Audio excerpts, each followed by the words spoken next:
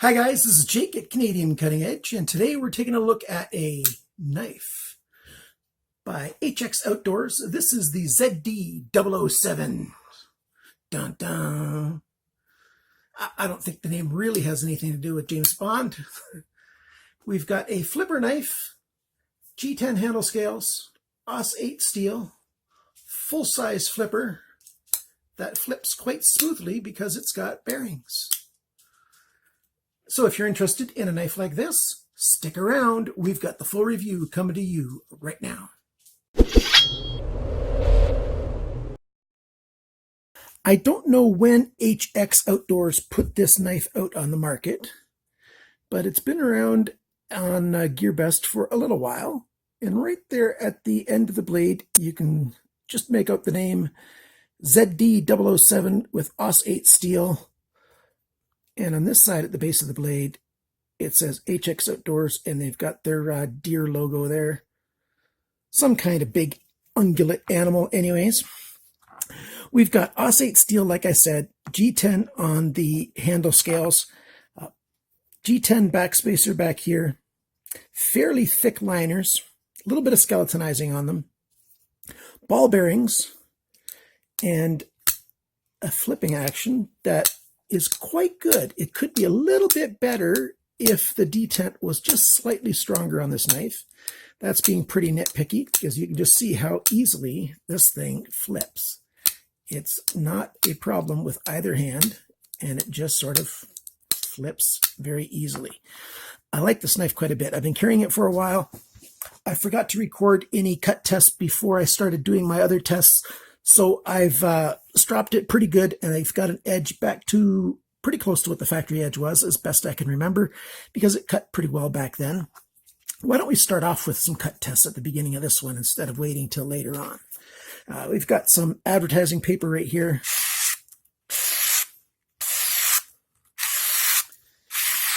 That's cutting on the same spot all the way through, doing a push cut. When it cuts good doing that, you know you've got a sharp knife. But they say cutting stuff like that, that's easy. How about something lighter like newsprint? Let's start on an edge that's smooth, and we're going to cut newsprint, which is a whole lot trickier. Pretty good. A little bit of action there. A slow cut on newsprint isn't that easily done. That's one thing to look for when you're looking at reviews. Those guys that do those really fast cut tests, I don't know, it's just a sort of gimmicky way to do a cut test because it's much easier to cut very quickly. It's much more difficult to cut slowly. I don't mean skill of the user. I mean, it takes a better edge to cut slowly. So there you go. Let's cut some other things with that. Got some 9-strand paracord here. Let's see how well that works. Okay, it took a little bit to cut through that, and I'm going to tell you why when I go through the dimensions. And let's see how well this slices. It slices pretty good. And let's try some cutting of the wood itself. This is a pine.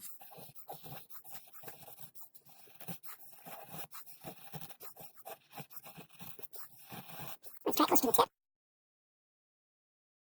That works pretty good. You can cut some nice, thin, controlled cuts. I like that. I like it a lot. 2016 is over.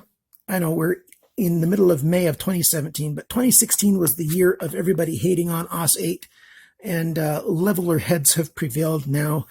And AUS 8 is a budget steel, yes. Granted, I'm not going to argue that it's some kind of super steel or even a mid-grade steel.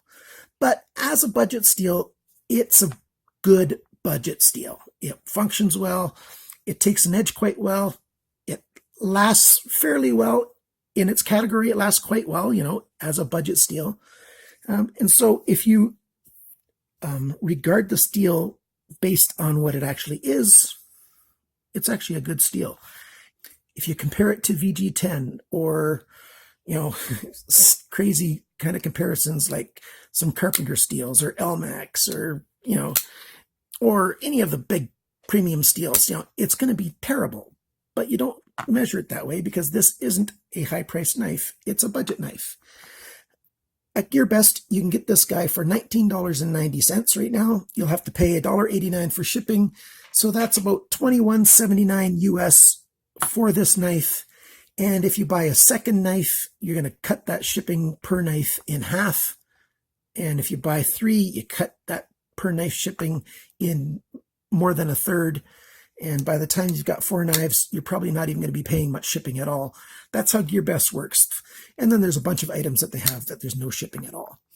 You want to talk about the dimensions? We've got about a 3.5-inch blade right here. Just a little bit over. A 3.5-inch blade is right around 9 centimeters. The thickness of the blade right here is 3.5 millimeters, which is 0.14 inches. The thickness of the steel behind the grind, it's 0.64 millimeters, which is 0.025 inches. And that's a little bit heavy for a knife. That's on the robust EDC kind of end of the spectrum. It's why it took a little bit of extra pressure to push through that the paracord when we cut that, because I was doing a push cut where I was just pushing straight through instead of slicing through. Slicing through works really easily, but pushing through like that takes a bit more effort, especially the thicker it gets behind the grind, the more effort it takes to push through the material that you're cutting. But it's not bad. Again, that's a fairly nitpicky kind of thing, but I want to give you all the information I can. The handle length here, we're talking about 11 centimeters, 4.33 inches. The handle thickness, to measure by those ridges, we're talking 1.45 centimeters, which is 0.57 inches thick, not counting the pocket clip. The total length of the knife when it's open is 20 centimeters, which is 7.87 inches. And the weight of this knife is 133 grams, which is 4.7 ounces. Okay, so you're looking right there. There's a little bit of a sharpener's choil at the end of this flipper before you get to the steel. We've got a saber grind with a nice swedge across this drop point. So you've got enough of a flat area here that if you're using a system that you need to clamp onto your blade to sharpen it, there's enough flat area to do that. Then we've got that flipper arm sticking out there. There's no jimping on the flipping arm anywhere. And you can either use the light switch or you can use the press, the push down, and, the pressure builds up and all of a sudden it flies out. Either one works just fine because the bearings in here are very nice. Here, I'll give you a still shot of what the bearings look like. So you see the bearings in that bronze cage. There's 9 bearings per side, 9 ball bearings per side, and they're very slick. I've not had to do anything to them, lubricate them or anything. I just took the knife apart to get you the picture and put it back together again. We want to look at the lockup. Lockup is rock solid. There was no blade play up and down, back and forth, none of that. They've done some skeletonizing inside this knife, and you saw that on that still picture as well. That's a little less skeletonizing than I think they should have done. They've just got like 3 holes on the side that doesn't have the liner lock. And they could have put more holes in and a little bit larger holes without really weakening the liner, especially since they're so thick. They could have kept this very strong and still made it a little bit lighter. We've got a elongated kind of if I hold it this way, it's sort of like a D-shaped kind of hole right there for the paracord for your lanyard. 550 paracord fits through there. We've got all Torx screws everywhere. That's a good thing. The alignment of the blade when it's closed is very good. I like that. The fit and finish on this knife is quite good. It's not perfect, but it's quite good. I like it an awful lot, especially at the back here. It's very easy to do a cheap job on budget knives and make that back spacer not fit smoothly in with the liners and then the handle scales and stuff. But these are done quite well. They're put together nicely, and there's no edges that are going to catch on with your fingernails and stuff. They did a good job making that fit and finish work. The little bit of jimping that they have here on the thumb riser is not aggressive at all, but there is enough of a grip there that it does make a difference when you put your thumb on it and you're using the knife for an extended period. So it's done quite well. I like it a lot. What are the pros and cons of this knife? Well, one of the pros is how well it flips, even though the detent could be a bit stronger. And that's thanks to the ball bearings being so smooth, and it just very, very functional. Another strength is the way they made the tip of this blade. It's very strong, and I'll give you a close-up shot of the tip of this blade. The tip is very strong. Another strength is I'm thankful that they skeletonized it. That's a really good pro. The con on that is they could have done it a little bit more. Another pro is it's all Torx construction, no proprietary stuff on here. In budget knives, sometimes you get proprietary stuff and then they don't give you the tools for them, and that's terrible. This knife doesn't have that problem. And the other big positive that I like, I already mentioned, was that thumb riser right there. Quite good. How about the cons? I don't really like this hole here. I can make it flip out using those holes, but I have to turn the knife a little bit and hold my thumb just so in order to use it. So I can get it to work, but it's not great. If there was a thumb stud there, I'd be able to hold it a little more naturally in order to activate the blade coming out. The other big weakness that I've saved for last is this pocket clip. The pocket clip works great for holding in the pocket and everything. It's very functional and everything.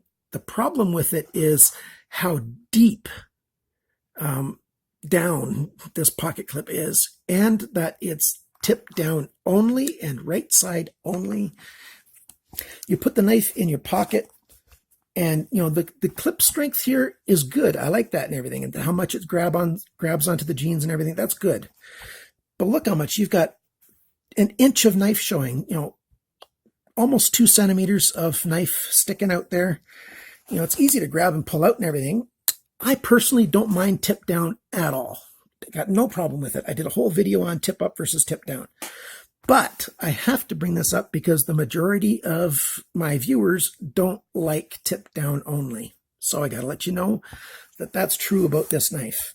They could have easily put some other pocket clip on here. I really wish they would have, and then they could have made it so that it was tip up or tip down or even just tip up, because they've got loads of room over here. They have so many options of what they could have done.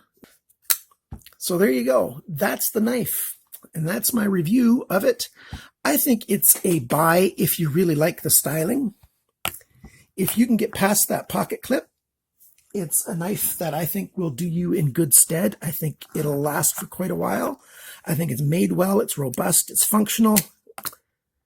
And that's going to be the deciding factor for a lot of people, this pocket clip.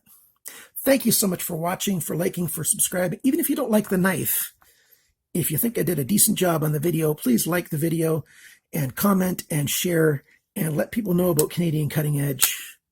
And remember, that GearBest has a big sale going on right now, and I've got a link for it in the description below. And then remember to always cut towards your chum, that is the other guy, and not your thumb.